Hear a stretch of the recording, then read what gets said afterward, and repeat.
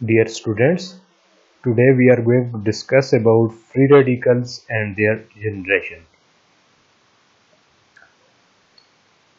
In this lecture, we will discuss about introduction to free radicals, generation of free radicals.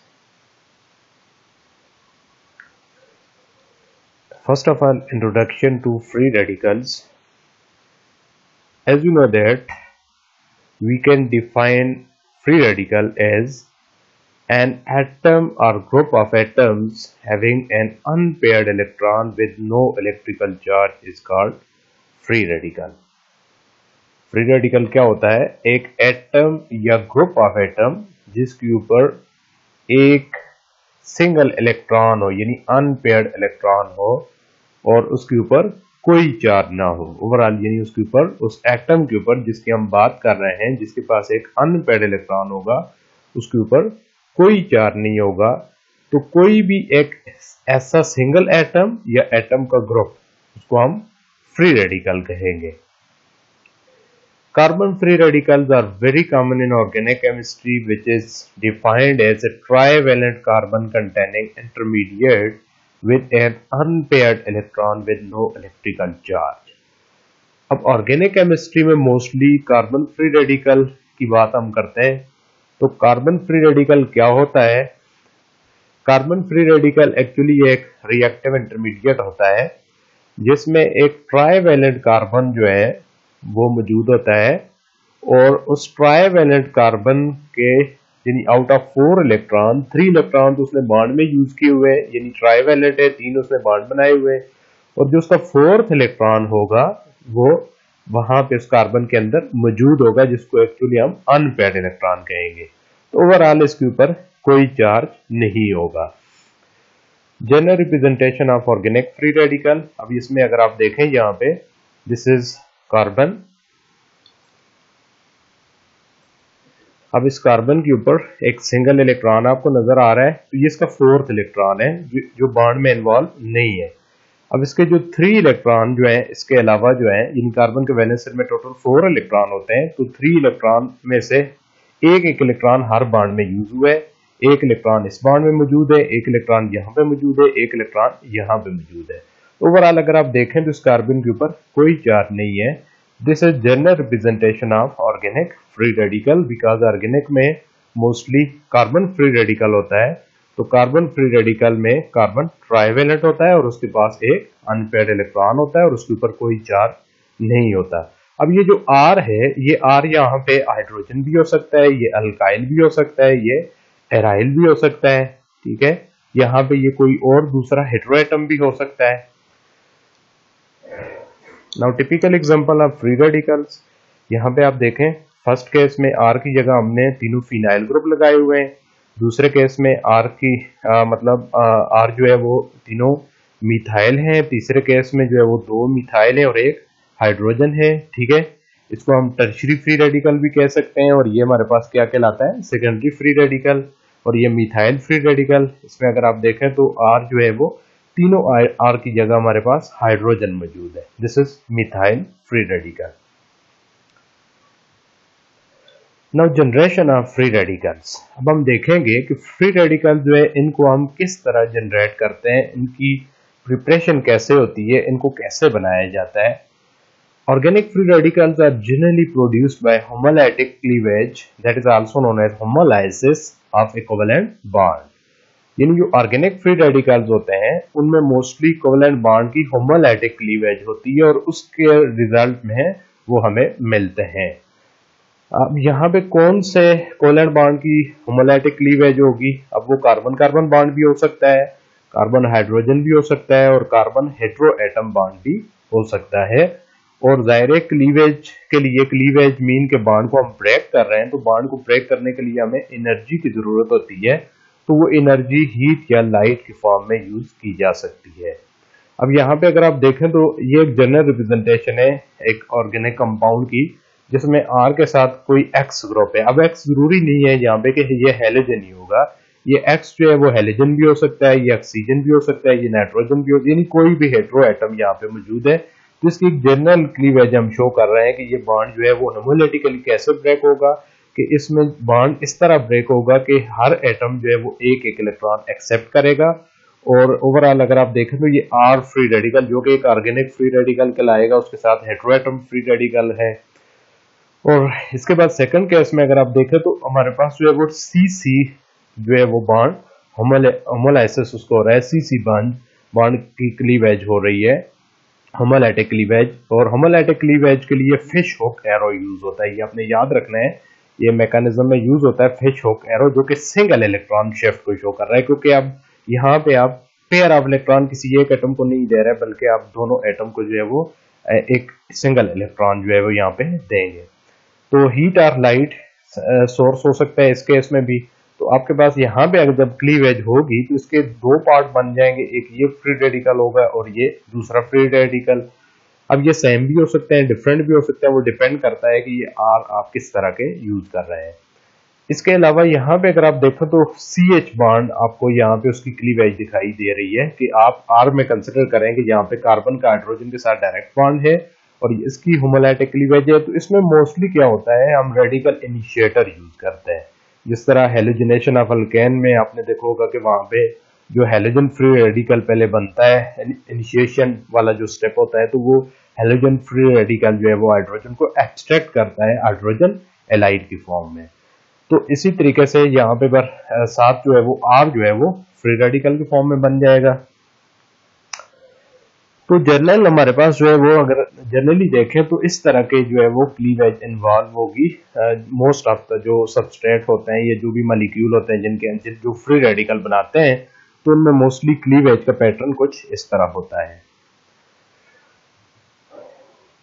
अब free radical को बनाने के जो है वो डिफरेंट मेथड्स हैं, तो इनमें कुछ मेन मेथड हम डिस्कस करेंगे, जिसमें फर्स्ट ऑफ ऑल हम थर्मोलाइसिस को देखेंगे, फिर उसके बाद फोटोलाइसिस को देखेंगे, फिर उसके बाद रेडियोलाइसिस है, रेडॉक्स रिएक्शंस हैं। तो first of all we are going to discuss about thermolysis. Therm mean heat, lysis mean breakdown.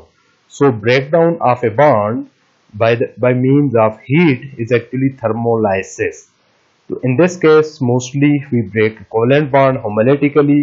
होमोलैटिक cleavage already हमने डिस्कस कर ली है कि जिसमें जो शेयर्ड पेयर होता है उसका जो इलेक्ट्रॉन जिन एटम ने शेयर किया होता है उनको मिल जाता है जब बॉन्ड का ब्रेकडाउन होता है। तो इसमें सोर्स ऑफ एनर्जी क्या होगा, हमारे पास हीट होगी। हीट जो है वो हम यूज करेंगे बॉन्ड को ब्रेक करने के लिए। This process involves homolytic cleavage of a weak covalent bond with the help of heat as a result of a pair of free radicals obtained. अब इसमें क्या होगा कि हमारे पास जो वीक कोवेलेंट बॉन्ड होगा उसका ब्रेकडाउन होगा with the help of heat, और रिजल्ट में क्या होगा, अब हमें क्या मिलेगा, हमें पेयर ऑफ फ्री रेडिकल मिलेगा। जिस तरह प्रीवियस स्लाइड में हमने डिस्कस किया कि लेट से अगर आपके पास जो है वो यहाँ पे इस बॉन्ड को आप लाइट के थ्रू ब्रेक कर रहे हैं या हीट के थ्रू ब्रेक कर रहे हैं, तो आपके पास ये जो पेयर ऑफ रेडिकल बन रहा है। The reaction is usually carried out in gas phase or in less polar solvent. अब यहाँ पे चूंकि फ्री रेडिकल बनता है और फ्री रेडिकल एक न्यूट्रल स्पीशीज है, फ्री रेडिकल के ऊपर कोई चार्ज नहीं होता, जिसकी वजह से उसको किसी पोलर सॉल्वेंट की जरूरत नहीं होती। अब पोलर सॉल्वेंट हम वहां पे यूज करते हैं जहां पे हमारे रिएक्शन में केटाइन और एनाइन एज रिएक्टिव इंटरमीडिएट बन रहे हो, क्योंकि पोलर सॉल्वेंट केटाइन और एनाइन को अच्छी तरह स्टेबलाइज करता है। वो जितना उनको स्टेबल करेगा उतने वो ज्यादा बनेंगे।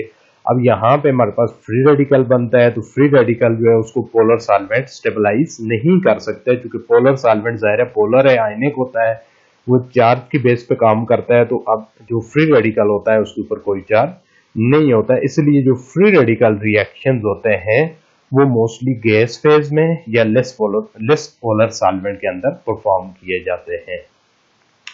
Different substrates can be used for this purpose. अब यहाँ पे थर्मोलाइसिस आप मुख्तलिफ सबस्ट्रेट्स की, मुख्तलिफ मॉलिक्यूल की आप थर्मोलाइसिस कर सकते हैं, उनमें आप रिएक्शन परफॉर्म कर सकते हैं।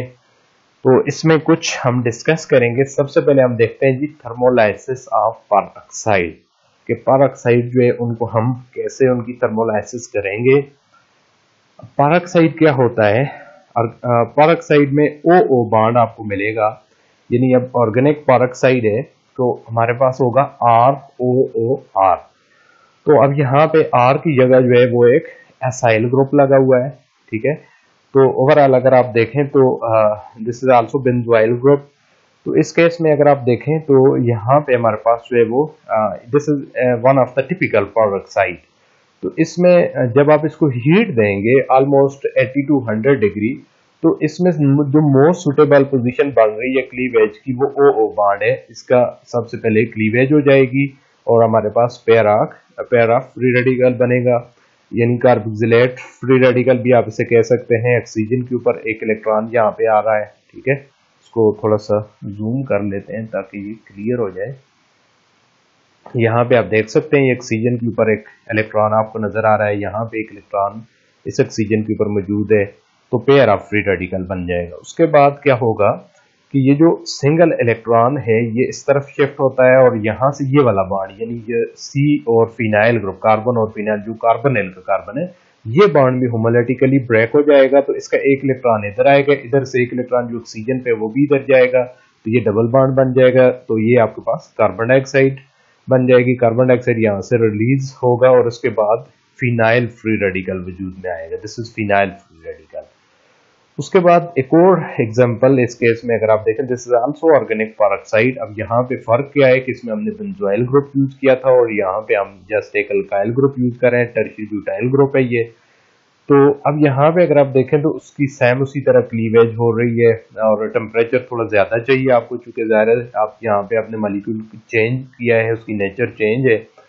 तो इसके बाद आपके पास जो है वो स्टार्ट में क्या बनेगा, पेरोक्साइड जब यहाँ से ब्रेक होता है तो ये ऑक्साइड फ्री रेडिकल, ठीक है, जैसे हम अल्को ऑक्साइड कहते हैं। तो ये एक्चुअली ऑक्सीजन फ्री रेडिकल यहाँ पे बन रहा है, जिसको हम generally RO alkoxide free radical या RO रेडिकल जनरली हम R से जाहिर करते हैं, जो अल्काइल ग्रुप होता है उसको उस तरह भी हम जाहिर कर सकते हैं। तो यहाँ पे अगर आप देखें तो सेम फ्री रेडिकल यानी पेयर ऑफ फ्री रेडिकल बन रहा है। इसी तरह अब इसकी फर्दर क्लीवेज नहीं हो सकती क्योंकि यहाँ पे जो क्लीवेज हुई थी यहाँ पे दूसरा कार्बन था, तो एक गुड लीविंग ग्रुप यहाँ से निकल सकता था, मतलब एक स्टेबल मॉलिक्यूल यहाँ से निकल सकता था, तो फर्दर क्लीवेज इसकी हुई है। अब यहाँ पे इसमें ऐसा कोई ऑक्सीजन मौजूद नहीं है, इसलिए फर्दर क्लीवेज के चांसेस यहाँ पे नहीं होते। हम रूटीन में यही बनेगा। उसके बाद नेक्स्ट अगर आप देखें तो यहाँ पे हमने फिनाइल की जगह इसमें जस्ट हमने क्या चेंज लाई है कि फिनाइल की जगह हमने मिथाइल यूज किया, बाकी उसी तरह है। टॉल्यूइन एज ए सॉल्वेंट यहाँ पे हम यूज करते हैं, तो हमारे पास जो है वो एसिटाइल फ्री रेडिकल और pair of acetyl free radical बन जाएगा। इसी तरह अब जो एसिटाइल फ्री रेडिकल है सेम जो हमने प्रीवियस इसमें डिस्कस किया है, तो हमारे पास मिथाइल फ्री रेडिकल और कार्बन डाइऑक्साइड बन जाएगी। तो अब मिथाइल फ्री रेडिकल जो होते हैं, चूंकि जाहिर है जितने भी फ्री रेडिकल बन रहे होते हैं तो वो आपस में कंबाइन भी हो सकते हैं, तो डाइमराइजेशन भी उनकी हो सकती है।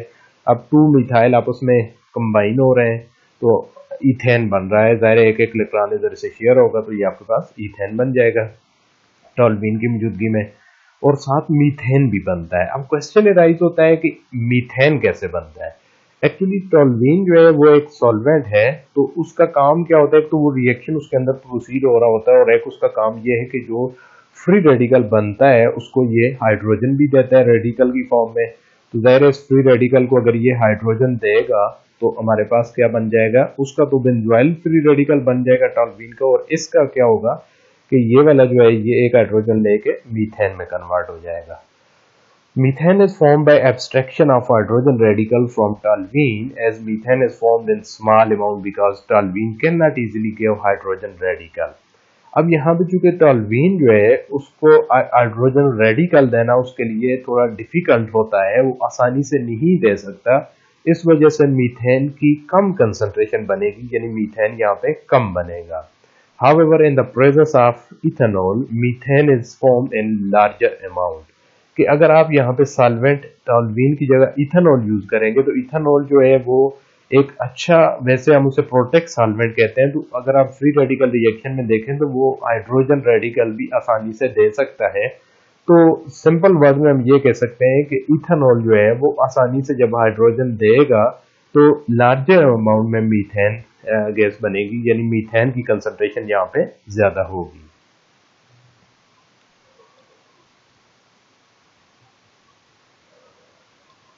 Okay, if we use acetic acid as a solvent, then methyl free radical abstract hydrogen from alpha carbon of acetic acid to form its free radical. It should be formed to form. तो यहाँ पे क्या होता है कि जब आप acetic acid use करेंगे तो एसिटिक एसिड में एक मिथाइल ग्रुप होता है, जो एसिटाइल ग्रुप के साथ मिथाइल ग्रुप होता है, जिसको हम अल्फा कार्बन कहते हैं। तो जो मिथाइल फ्री रेडिकल होगा, मिथाइल फ्री रेडिकल यानी जो इस रिएक्शन में बन रहा है इसकी बात हो रही है। जिस तरह यहाँ पे मिथाइल फ्री रेडिकल ये वाला, दिस मिथाइल फ्री रेडिकल, इसकी बात हो रही है। तो ये मिथाइल फ्री रेडिकल उस मिथाइल यानी एसिटिक एसिड के मिथाइल से हाइड्रोजन एब्स्ट्रैक्ट करेगा तो उसको रेडिकल में कन्वर्ट कर देगा। तो अब उस तरह के अगर दो रेडिकल आपस में कंबाइन होंगे तो डायमराइज हो जाएंगे, यानी वो तो उस डायमराइजेशन से क्या बनेगा, आपके पास एक डाई एसिड बन जाएगा। क्योंकि एसिटिक एसिड के एक मॉलिक्यूल में भी COOH ग्रुप मौजूद है, दूसरे में भी है, तो आपके पास एक डाई एसिड बन जाएगा। आप उसका स्ट्रक्चर खुद ट्राई करें किस तरह वो बनता है और उसका मैकेनिज्म भी सजेस्ट करें। ओके, इसके बाद next thermolysis of diazo compounds. Diazo compound कौन से होते हैं? वो कंपाउंड जिनमें 2 नाइट्रोजन आमतौर पर मौजूद होते हैं, आपस में लिंक्ड होते हैं और मोस्टली उनके दरमियान डबल बॉन्ड होता है। जिस तरह जनरल अगर हम रिप्रेजेंटेशन करें तो ऑर्गेनिक में डायएजो कंपाउंड को हम RN डबल बॉन्ड NR से जाहिर करते हैं। तो अब यहाँ पे R में हमने टर्शियरी ब्यूटाइल ग्रुप लिया हुआ है। This is one of the example of this method, यानी थर्मोलाइसिस डायएजो कंपाउंड की एक डायजो कंपाउंड यहाँ पे मैंने आपको दिया हुआ है, इसकी मतलब यहाँ पे थर्मोलाइसिस हो रही है। तो इसको जब हम हीट करेंगे तो याद रखना है कि वो बॉन्ड आमतौर पर आसानी से ब्रेक हो जाता है जिससे कोई स्टेबल मॉलिक्यूल बने। तो यहाँ पे नाइट्रोजन मॉलिक्यूल जो होता है वो स्टेबल होता है, तो वो आसानी से बन सकता है। तो ये कैसे बनेगा? अब यहाँ पे दोनों तरफ से बॉन्ड ब्रेक होगा। यहाँ से होमोलैटिक क्लीवेज होगी, एक इलेक्ट्रॉन इधर शिफ्ट होगा, इधर से एक इलेक्ट्रॉन कार्बन को, इसी तरह एक इलेक्ट्रॉन इधर नाइट्रोजन के दरमियान एक कार्बन को मिल जाएगा। तो अब यहाँ पे ट्रिपल बॉन्ड बन जाएगा और ये बॉन्ड दोनों क्या हो जाएंगे, टूट जाएंगे, ब्रेक हो जाएंगे और आपके पास नाइट्रोजन मॉलिक्यूल जो कि स्टेबल है, ठीक है, और 2 फ्री रेडिकल आपके पास बन जाएंगे। यहाँ पे एक टर्शियरी ब्यूटाइल फ्री रेडिकल, दूसरा 2 फ्री रेडिकल इस रिएक्शन के नतीजे में बन जाते हैं और बीच में से नाइट्रोजन जो है वो निकल के चला जाता है। Number 3 is thermolysis of tetramethyl lead TML। Tetramethyl lead को अगर आप 600 डिग्री सेंटीग्रेड पे हीट करें तो इसके ऑल 4 PBC बॉन्ड जो होता है, यानी लेड का मिथाइल के साथ जो बॉन्ड बन रहा है, वो ऑल 4 बॉन्ड ब्रेक हो जाते हैं और रिजल्ट में आपको 4 मिथाइल फ्री रेडिकल और एक लेड यहाँ पे मिलेगा। यानी ये तमाम बॉन्ड जो है इनकी होमोलैटिक क्लीवेज हो जाएगी और लेड एलिमेंटल फॉर्म में मिलेगा आपको। Number 4 is thermolysis of aromatic organometallic compounds. Organometallic compound क्या होते हैं? जिनमें कार्बन मेटल बॉन्ड होता है और वो एरोमेटिक भी हो सकते हैं। एरोमेटिक में क्या होगा कि जो R ग्रुप होता है यानी ऑर्गेनोमेटालिक का, वो एक एरोमेटिक रिंग होगा। मोस्टली जो है वो एरोमेटिक रिंग में फिनाइल रिंग इन्वॉल्व होते हैं। तो दिस इज डाइफिनाइल मर्करी। तो इसको अगर आप हीट करें तो इसमें दोनों फिनाइल ग्रुप फ्री रेडिकल की फॉर्म में निकल जाते हैं और मर्करी एलिमेंटल फॉर्म में यहाँ पे बन जाएगा। Thermolysis of percarbonates and disulphides also take place in the similar manner. यानी परकार्बोनेट और डाइसल्फाइड को भी अगर आप हीट करेंगे तो उनकी भी थर्मोलाइसिस ऐसे ही होगी और उनके भी जो है वो पॉसिबल जो फ्री रेडिकल है वो उनसे बनेंगे। तो आप इसको भी ट्राई करें, परकार्बोनेट का रिएक्शन ट्राई करें, डाइसल्फाइड का ट्राई करें कि वो किस तरह उनकी क्लीवेज हो रही है और उनके पॉसिबल रेडिकल कौन से होंगे। Next is photolysis. This is the second method for generation of free radical. In this method, molecule absorb UV or visible radiation which result in homolytic cleavage of a covalent bond। इसमें क्या होता है कि जो molecule जो है वो UV या विजिबल रेडिएशन, अब UV की जो वेवलेंथ है वो कम होती है यानी एनर्जी उसकी ज़्यादा होती है, विजिबल की वेवलेंथ जो है वो ज़्यादा होती है यानी उसकी एनर्जी कम होती है। अब वो बॉन्ड की स्ट्रेंथ पे डिपेंड करता है कि किस तरह का बॉन्ड है, उसकी स्ट्रेंथ क्या है, तो उसी तरह की रेडिएशन वो मॉलिक्यूल एब्जॉर्ब करेगा। ये जो बॉन्ड ब्रेक हो रहा है तो वो उसी तरह की रेडिएशन एब्जॉर्ब करेगा। As each bond require radiation of definite wavelength for cleavage, ये आपने याद रखना है कि चूंकि हर बॉन्ड के लिए उसकी स्ट्रेंथ डिफरेंट होती है, तो वो जब मॉलिक्यूल एब्जॉर्ब करेगा एनर्जी तो वो उसकी स्ट्रेंथ के मुताबिक एब्जॉर्ब करेगा, और वही एनर्जी वो एब्जॉर्ब कर सकता है जो उसके ब्रेक डाउन के लिए सफिशिएंट होगी, यानी उसी वेवलेंथ को वो एब्जॉर्ब करेगा। तो लैम्डा मैक्स यानी आपको पता होना चाहिए कि कौन सी वेवलेंथ इसके लिए मोर सुटेबल है, मैक्सिमम एब्जॉर्प्शन ये कौन सी वेवलेंथ पे कर सकता है, वो स्ट्रेंथ ऑफ बॉन्ड के ऊपर डिपेंड करता है।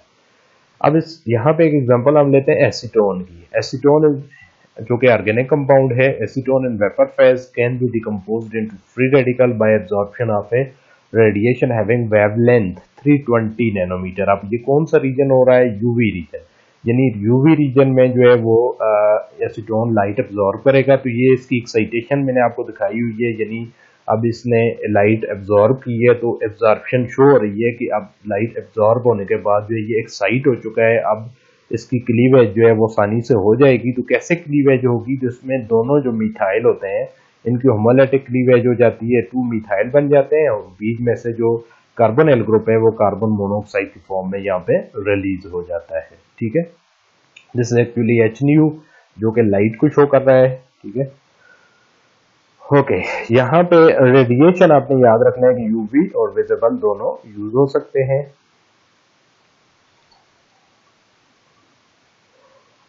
Next, photolysis of alkyl hypochloride and nitride. इसमें कुछ टिपिकल एग्जांपल्स हम देख लेते हैं। अब चूंकि हम फ्री रेडिकल के बारे में पढ़ रहे हैं तो ऑर्गेनिक में मोस्टली फ्री रेडिकल तो कार्बन फ्री रेडिकल होता है, लेकिन कुछ दूसरे फ्री रेडिकल भी जो है वो ऑर्गेनिक में इन्वॉल्व होते हैं। उनका भी आइडिया हमें होना चाहिए, because this is general topic. इसमें जो भी पॉसिबल फ्री रेडिकल हैं तो उनको हम साथ साथ डिस्कस करेंगे।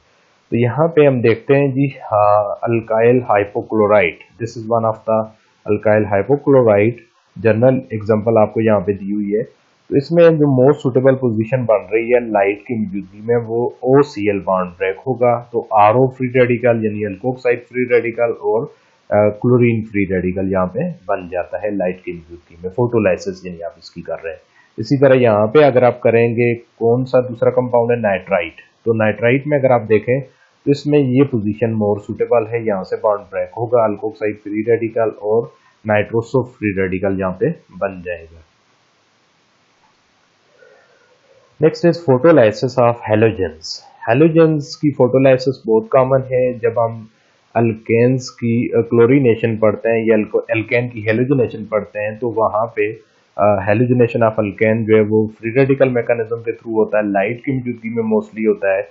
तो दैट इज मोस्ट कॉमन।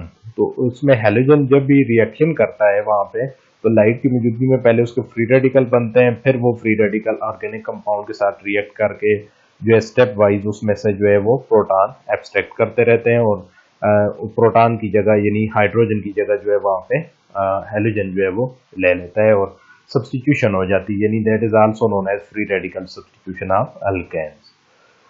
तो यहाँ पे this is halogen. Halogen molecule जो है वो सिमेट्रिक होता है। अगर आप यहाँ पे देखें तो ये होमोलेटिक क्लीवेज इसकी हो जाएगी 2X, यानी 2 हैलोजन फ्री रेडिकल बन जाएंगे लाइट की मौजूदगी में। और क्लोरीन इसकी बेस्ट एग्जांपल है जो कि free radical substitution of alkane में पहला स्टेप होता है इनिशिएशन। पहले क्लोरीन फ्री रेडिकल इनिशिएटर बनता है, तो वही इनिशिएटर जो है वो फर्दर रिएक्शन में यूज हो सकता है। Advantages of photolysis over thermolysis. अब दोनों मेथड हमने देख लिए। अब यहाँ पे जनरली ये कहा जाता है कि जो फोटोलाइसिस है उसको फोकियत हासिल होती है किसके ऊपर? थर्मोलाइसिस पे। यानी थर्मोलाइसिस जो है वो उसके मुकाबले में फोटोलाइसिस जो है वो ज़्यादा इंपॉर्टेंट होता है। उसकी क्या वजह है? उसके दो मेन रीज़न है। सबसे पहला रीज़न क्या होता है कि फोटोलाइसिस एक सिलेक्टिव मेथड है बॉन्ड ब्रेक करने का, और जो थर्मोलाइसिस जो होता है वो सिलेक्टिव नहीं होता। यानी जब आप लाइट की मौजूदगी में किसी कंपाउंड के बॉन्ड को ब्रेक करोगे तो वो कोई स्पेसिफिक बॉन्ड उसमें ब्रेक होगा, क्योंकि हर बॉन्ड को ब्रेक होने के लिए एक खास वेवलेंथ वाली एनर्जी दरकार होती है। तो उस वेवलेंथ वाली रेडिएशन वो एब्जॉर्ब करेगा, तो वो कोई सिलेक्टिव बॉन्ड ब्रेक करेगा। यानी जब आप लाइट देंगे तो ज़ाहिर है वो जो बांड की फ्रिक्वेंसी है उसकी बांड की स्ट्रेंथ के साथ जो मैच करेगी उसी को वो ब्रेक करेगा, जिसके साथ वो मैच नहीं करेगा वो ब्रेक नहीं कर सकता। जबकि जब आप हीट देते हो तो हीट के केस में क्या होता है कि हीट में कोई भी यानी हीट के केस में ये नहीं देखा जाता कि ये बॉन्ड जो है वो ज़्यादा सिलेक्टिव है, ये लेस सिलेक्टिव है, ये मोर, उसमें ये चीज़ नहीं होती। उसमें कोई भी बॉन्ड जो है उसके ब्रेक होने के चांसेस होते हैं, यानी उसमें सिलेक्टिविटी का कंसेप्ट नहीं होता इनके साथ हीट। ठीक है, हीट में कोई सिलेक्टिविटी नहीं होती। दूसरा एडवांटेज क्या है कि जो फोटोलाइसिस है वो एक ऐसा मेथड है कि यानी लाइट के थ्रू आप बहुत स्ट्रांग बॉन्ड को भी ब्रेक कर सकते हैं, और उस स्ट्रांग बॉन्ड को आप हाई टेम्परेचर पे हीट की मौजूदगी में ब्रेक नहीं कर सकते। तो दो मेन रीजन आ गए। एक रीजन क्या आया कि फोटोलाइसिस सिलेक्टिव प्रोसेस है और थर्मोलाइसिस सिलेक्टिव नहीं है। दूसरा क्या है जी, फोटोलाइसिस जो है वो स्ट्रांग बॉन्ड को भी ब्रेक कर सकता है, यानी लाइट के थ्रू आप स्ट्रांग बॉन्ड को भी ब्रेक कर सकते हैं, जबकि हीट के थ्रू उसको ब्रेक समटाइम वो नहीं हो सकता, तो लाइट मोर सुटेबल होता है उसके लिए। Photolysis is more selective than thermolysis because definite amount of energy is required for each bond for cleavage. It is possible to break a strong bond through photolysis, which cannot be broken even at high temperature. Okay, next is radiolysis. This is third method. Radiolysis का क्या मतलब है कि आप किसी भी bond को होमोलैटिकली किसी रेडिएशन को यूज करके ब्रेक करें या कोई पार्टिकल्स आप यूज करके उसको ब्रेक करें। तो रेडिएशन में मोस्टली जो है जब हम कहीं पे कैथोड रेज की बम्बार्डमेंट करते हैं, इलेक्ट्रॉन की बम्बार्डमेंट करते हैं, तो इलेक्ट्रॉन को भी फिर हम रेडिएशन के साथ कंपेयर कर सकते हैं। मतलब इलेक्ट्रॉन उस तरह के इलेक्ट्रोमैग्नेटिक रेडिएशन की तरह हम इन्हें कंसिडर नहीं करते, यानी इनकी प्रॉपर्टीज चूँकि थोड़ी डिफरेंट होती हैं, लेकिन यह है कि हम इनको जो है वो इस रेडिएशन का कंसेप्ट में हम इन्हें ले सकते हैं कि जब आप इलेक्ट्रॉन की बम्बार्डमेंट करके कहीं भी किसी बॉन्ड को ब्रेक करते हो तो उसको भी हम रेडियोलाइसिस कहते हैं, यानी रेडिएशन के थ्रू आप उसको ब्रेक कर रहे हैं। तो अगर कोई सिंपल इलेक्ट्रोमैग्नेटिक रेडिएशन है, यानी विजिबल लाइट है, यूवी लाइट है, वहाँ पे मोस्टली हम फोटोलाइसिस यूज करते हैं, लेकिन इलेक्ट्रॉन के लिए फिर आप फोटोलाइसिस वर्ड यूज नहीं कर सकते। फोटो का मतलब अब इलेक्ट्रॉन को आप फोटो के साथ कंपेयर नहीं कर सकते। फोटो मीन लाइट, इलेक्ट्रॉन एक पार्टिकल है तो उसकी प्रॉपर्टीज लाइट से डिफरेंट है, इस वजह से जो है इसके लिए एक डिफरेंट वर्ड यूज हुआ है, that is radiolysis. The most common example of this method is fragmentation of organic compounds in mass spectrometer. Mass spectrometer जो होता है उसमें अगर आप देखें तो जो फ्रेगमेंटेशन होती है उसमें बहुत से फ्री रेडिकल बनते हैं, और ये एक बेस्ट एग्जांपल है हमारे पास जो है वो उसकी रेडियोलाइसिस की। As high energy electron not only ionize the organic molecule but excess energy can also cause the fragmentation of compound. As a result, cation, free radical and neutral molecules are obtained. अब mess spectrometer में क्या होता है? Mess spectrometer में आमतौर पर जो है वो हम जो सैंपल है उसको गैस स्टेट में लेते हैं, फिर हम उसकी आयनाइजेशन करते हैं। तो आयनाइजेशन कैसे होती है? एक्चुअली आयनाइजेशन में हम फास्ट मूविंग इलेक्ट्रॉन की बम्बार्डमेंट करते हैं मॉलिक्यूल पे, तो उनके जो पाई इलेक्ट्रॉन, सिग्मा इलेक्ट्रॉन या लोन पेयर ऑफ इलेक्ट्रॉन जो है वो उनमें से एक इलेक्ट्रॉन आमतौर पर निकल जाता है और स्टार्ट में हमें रेडिकल कैटायन मिलता है। तो चूंकि हम एनर्जी, वैसे जो आयनाइजेशन का प्रोसेस है उसके लिए 10 इलेक्ट्रॉन वोल्ट एनर्जी सफिशिएंट होती है, तो मोस्टली हम वहाँ पे 70 इलेक्ट्रॉन वोल्ट यूज कर रहे होते हैं, यानी एक्सेस एनर्जी यूज कर रहे होते हैं। तो वो जो एक्सेस एनर्जी है वो मॉलिक्यूल को आयनाइज करने के साथ साथ उसको ब्रेक कर देती है, तो उसके फ्रैगमेंट बना देती है। तो वो जो उसके स्मॉलर फ्रैगमेंट बनते हैं उनकी जो मैस होती है वो एक्चुअल जो मॉलिक्यूल होता है उससे कम होती है, जिसको हम स्मॉल एम से जाहिर करते हैं। एक्चुअल मॉलिक्यूल जो होता है उसकी मैस को हम कैपिटल एम से जाहिर करते हैं। तो अब जो फ्रैगमेंट बनते हैं वो मुख्तलिफ किस्म के होते हैं। फ्रैगमेंट न्यूट्रल मॉलिक्यूल भी होता है, फ्रैगमेंट जो है वो रेडिकल की फॉर्म में भी बनता है, फ्रैगमेंट कैटायन की फॉर्म में भी बनता है। अब चूंकि रेडिकल और न्यूट्रल मॉलिक्यूल की डिटेक्शन तो नहीं हो सकती, वहां पे डिटेक्शन सिर्फ जो है वो कैटायंस की होती है, लेकिन अगर आप ओवरऑल देखें तो वहां पे रेडिकल और न्यूट्रल मॉलिक्यूल बनते हैं इस टेक्निक के दौरान। ओके, यहाँ पे अगर आप देखें तो this is one of the organic molecule. इसको इसकी जब फास्ट मूविंग इलेक्ट्रॉन की बॉम्बार्डमेंट आप करेंगे हाईली एनर्जेटिक इलेक्ट्रॉन की, तो इसका यानी पाई इलेक्ट्रॉन या इसका जो है इस मॉलिक्यूल के यानी पाई पेयर में से, सिग्मा पेयर में से या लोन पेयर में से एक इलेक्ट्रॉन यहाँ से रिमूव हो जाता है और रेडिकल कैटायन हमारे पास बन जाता है, जिसको मॉलिक्यूलर आयन भी कहते हैं। तो अब ये इलेक्ट्रॉन टू कैसे हो गए कि एक इलेक्ट्रॉन जो आपने हिट किया यहाँ से जो निकला वो भी यहाँ पे दिखाई दे रहा है आपको। तो this is actually radical cation. अब ये जो रेडिकल कैटायन है, चूंकि आप 70 इलेक्ट्रॉन वोल्ट एनर्जी ज्यादा यूज कर रहे होते हैं, मतलब आयनाइजेशन से जो एनर्जी आपको दरकार होती है आप उससे ज्यादा यूज कर रहे हैं, तो जो एक्सेस एनर्जी है वो इसको ब्रेक करेगी। तो आपके पास M1 M2 M1 free radical M2 cation या M1 रेडिकल कैटायन और M2 आपके पास न्यूट्रल मॉलिक्यूल, यानी ये न्यूट्रल है, ये रेडिकल कैटायन है, ये कैटायन है, ये रेडिकल। अब दो पॉसिबिलिटीज हैं, या ये दो चीजें बनेंगी आपके पास या ये दो बनेंगे। तो इसमें क्या है कि स्मॉल m जो है का क्या मतलब है कि अब चूंकि जब वो ब्रेक हो गया तो उसकी मैस एक्चुअल मॉलिक्यूलर मैस से कम हो गई है, उसको हम स्मॉल m से जाहिर कर रहे हैं, यानी इसकी मैस ये अलग मैस का है, ये अलग मैस का है। इसी तरह ये मतलब दोनों को मैस को हमने अलग दिखाया और साथ यहाँ पे अगर आप देखें तो चार्ज का भी फर्क है, ये फ्री रेडिकल है, ये आपके पास कैटायन है, ये रेडिकल कैटायन है, यानी इसमें अनपेयर्ड इलेक्ट्रॉन भी है और प्लस चार्ज भी है, और आपके पास ये न्यूट्रल मॉलिक्यूल है। ओवरऑल हम इनको फ्रेगमेंट आयंस कहेंगे। ये मॉलिक्यूलर आयन है और ये क्या कहलाएंगे, फ्रेगमेंट आयन। तो इसमें अगर आप देखें तो यहाँ पे ये देखें आपको फ्री रेडिकल मिल रहा है। This is radical cation, this is not complete free radical but this is actual free radical. Okay, यहाँ पे सबसे पहले चूंकि हाइड्रोकार्बन की फ्रेगमेंटेशन बहुत कॉमन है और उससे हमें फ्री रेडिकल मिलते हैं मोस्टली, तो हाइड्रोकार्बन में यहाँ पे हमने जो है वो एन ब्यूटेन को लिया हुआ है। एन ब्यूटेन को जब आप उसके पास मूविंग इलेक्ट्रॉन बॉम्बार्डमेंट करेंगे तो इसमें सी बॉन्ड ब्रेक होता है मोस्टली, ठीक है। तो अब चूंकि मॉलिक्यूलर आयन जो होता है उसको शो करने का एक तरीका ये होता है कि आप उसको स्क्वायर ब्रैकेट के ऊपर जो है वो रेडिकल कैटायन लगा लें। इसका मतलब ये होता है कि कहीं पे भी किसी बॉन्ड में से एक इलेक्ट्रॉन यहाँ से इजेक्ट हुआ है, तो यानी आपने एक इलेक्ट्रॉन यूज किया और -2 ई का मतलब है 2 इलेक्ट्रॉन यहाँ से निकल गए, एक ये और एक यहाँ से निकल गया।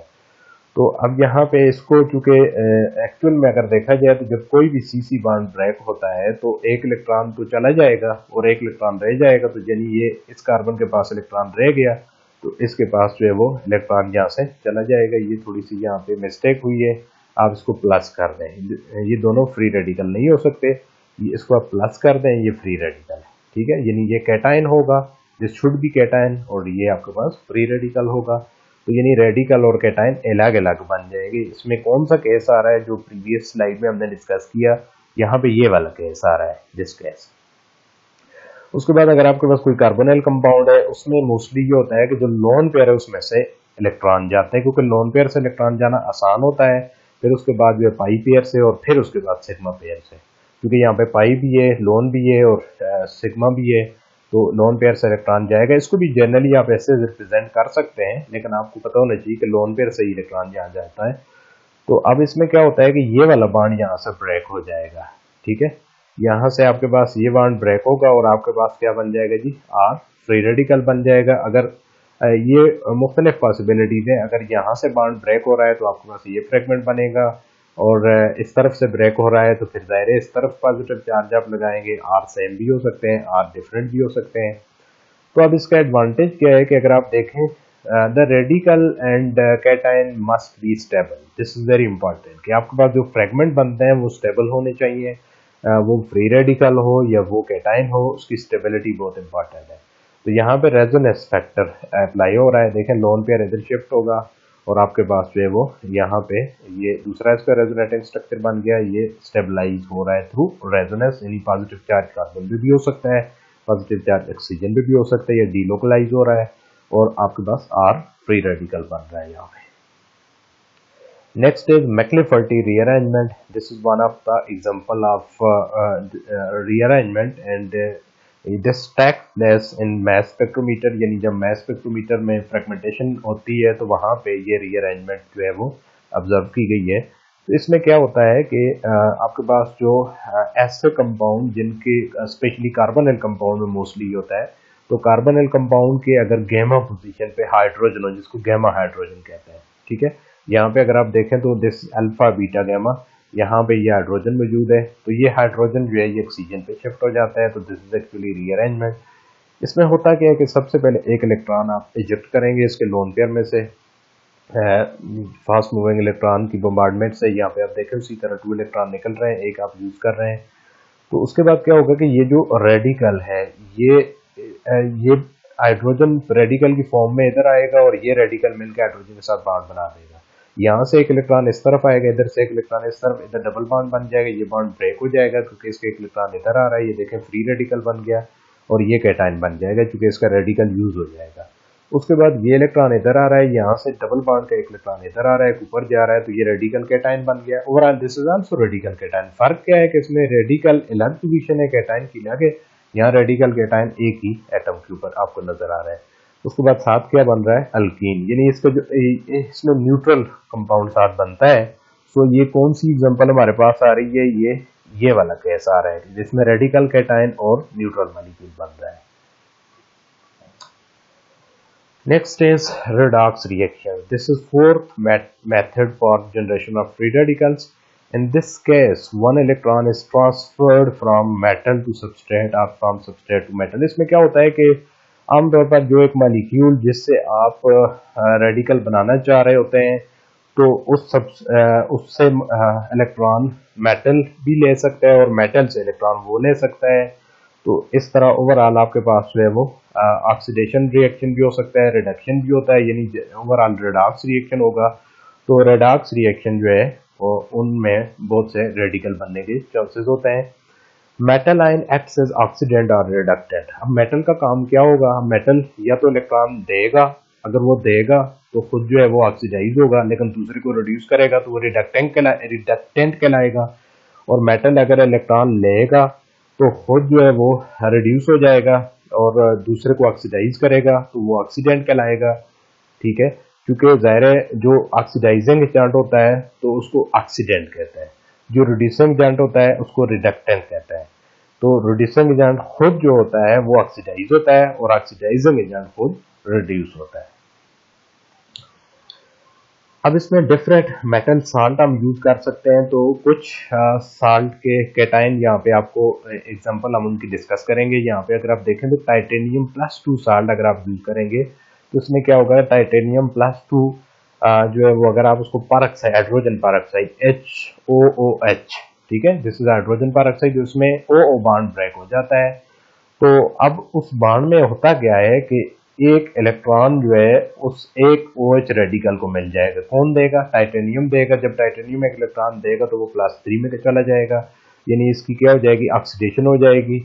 ओवरऑल इसकी क्या होगी, रिडक्शन होगी। तो इनमें से एक जो है जिसको इलेक्ट्रॉन मिलेगा वो यहाँ पे आपको दिखाई दे रहा है, ऑक्साइड बन जाएगा, OH नेगेटिव बन जाएगा, हाइड्रोक्सल बन जाएगा, यानी हाइड्रोक्साइड, और साथ फ्री रेडिकल। तो अब ये दोबारा कंबाइन नहीं हो सकते। दिस इज वेरी इंटरेस्टिंग कि अगर आप वैसे अगर इनके दरमियान बांध तोड़ देते OH के दरमियान, यानी दोनों OH को रेडिकल की फॉर्म में आप अलग करते तो वो रिकम्बाइन हो सकते थे।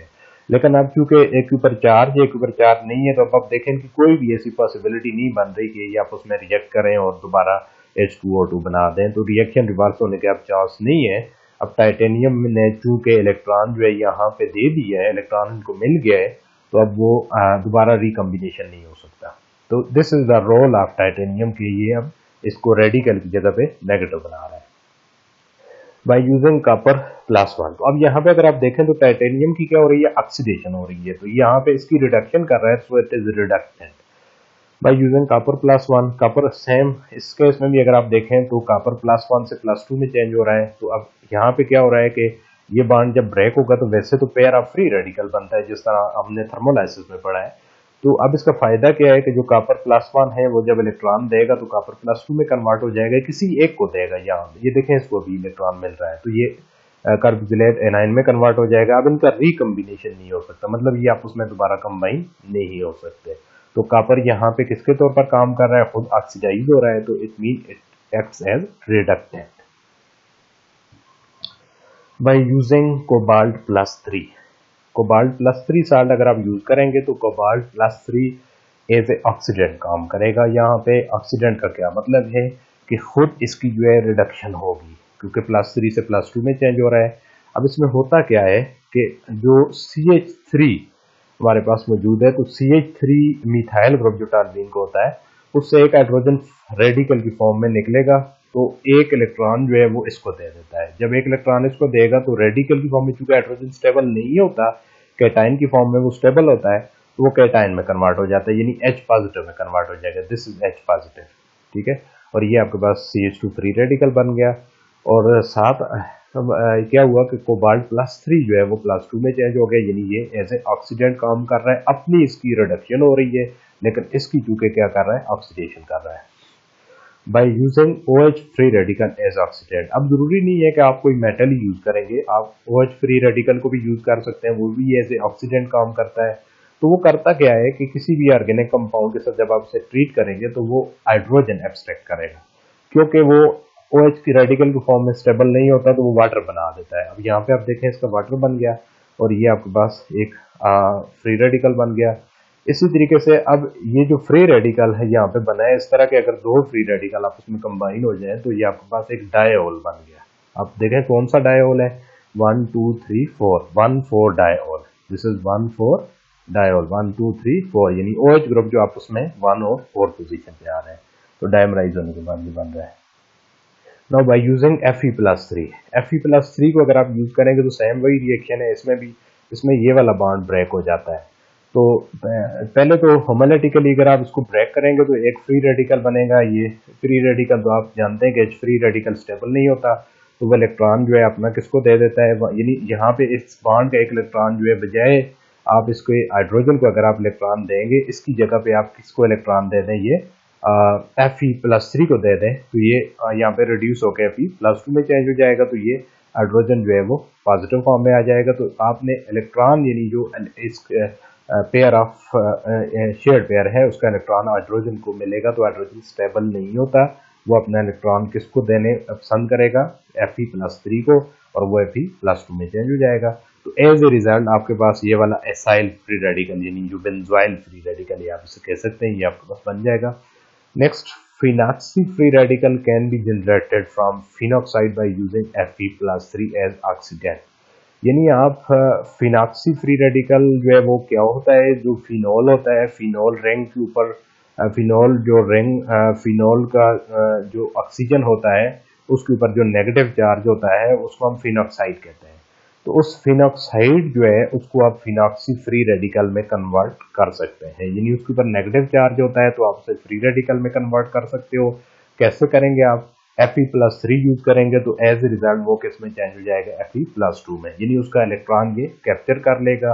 तो एज ए होल अगर आप देखें तो इसकी क्या हो रही है, रिडक्शन, लेकिन चूंकि उसकी क्या करेगा, ऑक्सीडेशन करेगा, इस वजह से ओवरऑल हम इसे क्या कहेंगे, Fe+3 acts as oxidant.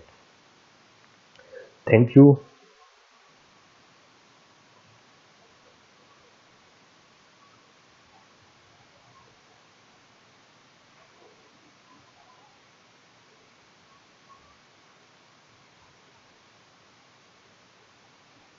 This is end of today's lecture. Thank you once again.